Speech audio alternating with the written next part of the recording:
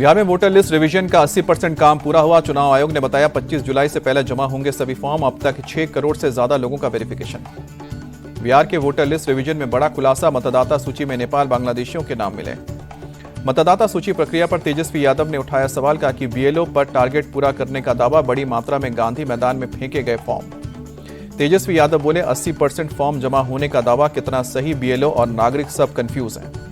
तेजस्वी यादव ने कहा कि चुनाव आयोग बताए कितने फॉर्म सत्यापूर्वक भरे गए। चुनाव आयोग की विश्वसनीयता हो रही है खत्म। कांग्रेस नेता प्रमोद तिवारी ने बिहार चुनाव में जीत का दावा किया, बोले कि बिहार में कांग्रेस की जीत होगी। राहुल गांधी पूरी दृढ़ता के साथ लड़ रहे हैं। पटना के कंकड़बाग में एक पार्क में फायरिंग की वारदात, कोई हताहत नहीं, पुलिस के पीछा पर फरार हुए फायरिंग करने वाले लड़के।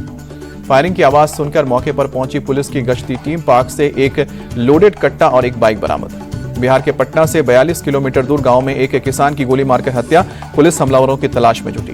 बिहार के सीतामढ़ी में बेखौफ बदमाशों ने एक कारोबारी की हत्या की, माहौल बाजार इलाके में हुई है गोलीबारी। हत्या के खिलाफ लोगों ने जमकर मचाया हंगामा, पुलिस बदमाशों की तलाश में जुटी। आरजेडी नेता तेजस्वी यादव ने फिर कानून व्यवस्था पर सवाल उठाया, कहा कि इतने मर्डर हो रहे हैं कि कोई गिन भी नहीं सकता है। बिहार में इंसानों का जीवन कीड़े मकोड़े से भी सस्ता। लालू यादव ने मोदी नीतीश का पोस्टर जारी कर निशाना साधा, एनडीए को बताया गुंडा राज। लिखा कि बिहार की सड़कों पर कानून नहीं, अपराधियों का राज चल रहा है। सोनिया गांधी ने 15 जुलाई को कांग्रेस संसदीय दल की बैठक बुलाई, मानसून सत्र की रणनीति पर होगी चर्चा। राष्ट्रपति द्रौपदी मुर्मू ने 4 लोगों को राज्यसभा के लिए मनोनीत किया, वरिष्ठ वकील और बीजेपी नेता उज्जवल निकम राज्यसभा के लिए मनोनीत। राष्ट्रपति मुर्मू ने हर्षवर्धन श्रृंगला को भी राज्यसभा के लिए मनोनीत किया, पूर्व विदेश सचिव रह चुके हर्षवर्धन। केरल के वरिष्ठ सामाजिक कार्यकर्ता और शिक्षाविद सी सदानंद भी राज्यसभा के लिए मनोनीत। जानी मानी इतिहासकार और शिक्षाविद मीनाक्षी जैन भी बनेंगे राज्यसभा की सांसद। सिंगापुर दौरे पर विदेश मंत्री जयशंकर, सिंगापुर के विदेश मंत्री के साथ द्विपक्षीय वार्ता की गई, कई अहम मुद्दों पर चर्चा हुई। हरिद्वार के बहादुराबाद टोल प्लाजा पर कावड़ियों का हंगामा, रोडवेज बस में भी तोड़फोड़, समझाने गई पुलिस पर भी बरसाए गए पत्थर। पुलिस ने 2 लोगों को गिरफ्तार किया, वाहन भी सीज। कांवड़ खंडित होने के बाद हाईवे पर बैठे थे कांवड़िए। हरिद्वार समेत पूरे उत्तराखंड में ऑपरेशन कालनेमी के तहत एक्शन जारी, अब तक 45 फेक बाबाओं को हिरासत में लिया गया। हरिद्वार के पीरान कलियार में 6 मुस्लिम पकड़े गए, साधु संतों का वेश बनाकर शिक्षा मांगते थे। हरिद्वार में हाईवे पर चलने से मना करने पर पुलिस और कांवड़ियों के बीच झड़प, जवानों ने लाठी भांचकर कांवड़ियों को खदेड़ा। तय मानकों से ऊपर डीजे लाने वालों पर हरिद्वार पुलिस ने सख्ती दिखाई। मंगलौर क्षेत्र में 3 दर्जन से अधिक डीजे उतरवा कर वापस भिजवाए। बुलंदशहर में कांवड़ यात्रा मार्ग पर खाद्य सुरक्षा विभाग की कार्रवाई, पहचान छुपाकर चलाए जा रहे होटल्स को बंद कराया। गाजियाबाद के सिद्धार्थ बिहार में एक जूस शॉप पर बवाल, जूस में थूक मिलाकर ग्राहकों को पिलाने का आरोप। दिल्ली के शाहदरा में कांवड़ मार्ग पर कांच के टुकड़े मिलने पर बवाल, पुलिस सीसीटीवी फुटेज की मदद से कांच फेंकने वालों की कर रही है पहचान। धर्मांतरण केस में आरोपी छांगुर बाबा की बैंक डिटेल्स ईडी के हाथ लगी, 30 में से 18 बैंक अकाउंट की डिटेल्स मिली है। इन खातों में करीब 68 करोड़ रुपए आए हैं।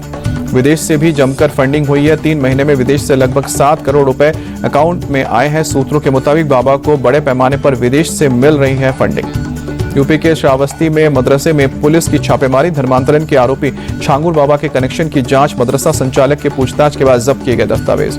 छांगुर बाबा मामले में खुलासा, अपने गुर्गों के जरिए हिंदू लड़कियों को करता था टारगेट, गुर्गे हिंदू नाम रखकर लड़कियों को प्रेम जाल में फंसाते थे। धर्मांतरण के शिकार हुई एक लड़की ने किया खुलासा, छांगुर बाबा हिंदू लड़कियों का धर्मांतरण करके शादी करा देते थे। छांगुर बाबा अपने एजेंटों के जरिए कोड वर्ड में बात करते थे, वो लड़कियों को प्रोजेक्ट कहते थे और धर्मांतरण कराने के मामले को मिट्टी पलटना कहते थे। जयपुर के रामगंज इलाके में देर रात 2 पक्षों में झड़प, पत्थरबाजी हुई, कई लोग घायल हुए। महिला पर फप्तियां कसने पर दोनों पक्षों के बीच हुआ था विवाद, मौके पर पहुंची पुलिस, 10 लोग हिरासत में लिए गए। पुलिस ने पथराव में किसी भी के भी घायल होने से इनकार किया। फिलहाल इलाके में शांति, दोनों पक्षों में से किसी ने भी अब तक मामला दर्ज नहीं कराया। दिल्ली के बसंत विहार में दर्दनाक हादसा, तेज रफ्तार ऑडी कार ने फुटपाथ पर सो रहे 5 लोगों को रौंदा।